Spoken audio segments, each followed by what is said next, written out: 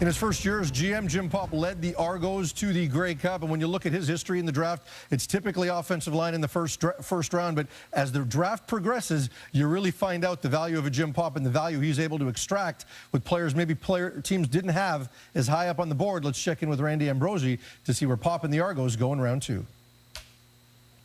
With the 18th pick of the 2018 CFL Draft, the Toronto Argonauts select Nelkas Kwemo, linebacker, Queen's University. Montreal, you're up. So I thought they might go O-line here, given they didn't get a player that they're going to see right away in the first run, but a rangy linebacker out of Queens nearby, and a guy that is a pretty versatile player, Dwayne.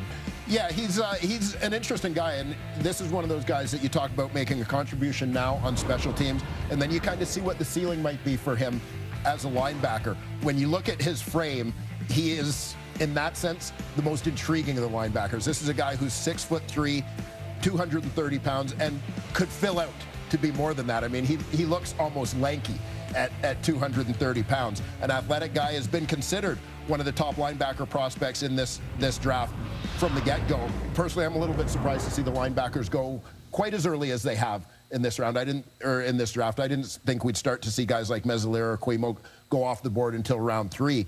But you know, I mean, maybe this is a position where we started to see a little bit of a run, and certainly we've seen some guys here in round 2 who are going to contribute on special teams right away. Yeah, he's one of them, certainly. And the Toronto Argonauts had him rated as one of the 2 best linebackers available in this draft. They see him as an athletic guy. He can certainly play middle linebacker, weak side linebacker. They see, and you mentioned the 6'3", 230 and may fill out. They see even potentially he could play some defensive end at some point in his career. So a lot of versatility, a lot of athleticism, and an immediate impact on special teams. He would be a 30 foot, if it's a 30 front, he's actually an outside linebacker, defensive end type guy with his long arms, like you mentioned. That's his skill set, so I could see that. He's a pick that is intriguing, to say the least.